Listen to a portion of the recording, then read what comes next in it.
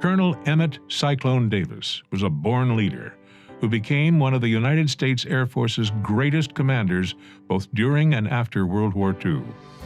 His leadership skills and bravery, combined with his extraordinary abilities as a fighter pilot, earned the man called Cyclone 40 military decorations. He participated in over 220 combat missions in World War II and was revered by all those who served with him. Born in 1918 in Roosevelt, Utah, Davis grew up on his parents' farm, graduating from East High School in Salt Lake City in 1936. On December 7, 1941, Cyclone Davis was a young 22-year-old second lieutenant stationed at Wheeler Field in Hawaii. Amid the chaos and destruction of the Japanese attack on Pearl Harbor, Davis was able to save 4 U.S. aircraft from the burning flight line.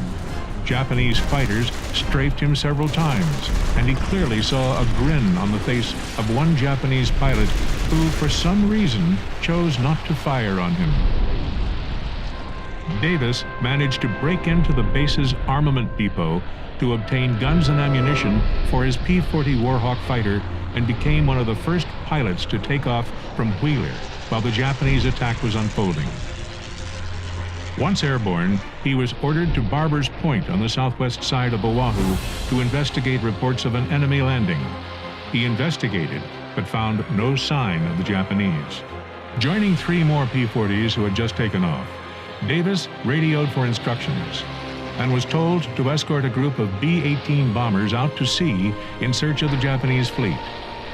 Approaching the smoking remains of Pearl Harbor, U.S. Navy gunners mistook Davis's group of fighters for the enemy and opened fire on the friendly aircraft. Davis radioed his superiors that they would have to get the U.S. Navy under control before any fighter escort would be available. With that mission abandoned, Cyclone Davis ended up flying 6 patrol missions on December 7th and 8th, displaying unparalleled courage in the face of a devastating enemy attack. Rising quickly through the ranks, Davis was promoted to captain and then to major.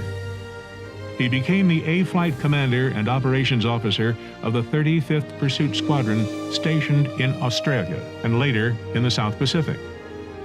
In 1943, Major Davis convinced his superiors to allow his elite squadron to upgrade from their aging P-39s to the newer P-40N fighters. After the change, his men renamed the 35th Squadron Cyclone's Flying Circus. On the day after Christmas in 1943, Cyclone Davis and his men participated in one of the largest dogfights in American history, engaging over 100 Japanese fighters in an epic battle over the Pacific. Well, I was leading my squadron about 15,000 feet above the landing area when I saw the first Japanese. He looked like he was bombing, and I started after him, but he was quite a ways ahead of me, and I saw him just go down and pull into a cloud.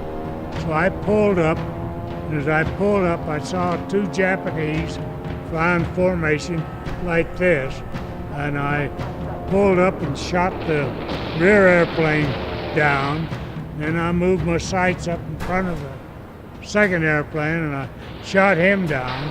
My wingman was Captain Troxel. He said, "Nice shooting, Cyclone."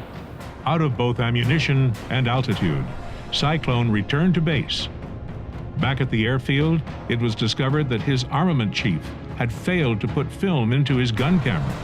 Since the battle had taken place over the open ocean, there was no way to count the number of downed enemy planes. Major Davis ended up with only 2 of his 6 possible kills confirmed, but he was still awarded the Silver Star for his actions. Following the war, Cyclone Davis's career took him in many directions. He led a team sent to Korea to evaluate the first F-84s and F-86s in combat. He also finished second in the Bendix Trophy Air Race, despite suffering a loss of cockpit pressurization in his F-84. Over the course of his long and remarkable career in aviation, Emmett Cyclone Davis epitomized the bravery and innovation that defines the U.S. Air Force to this day. Davis piloted over 100 different types of aircraft, from biplanes to supersonic fighters, many in combat. He earned the respect and admiration of his colleagues, and, by all accounts, was one of the premier pilots and commanders of the United States Air Force. As one colleague observed, Cyclone Davis was born to lead.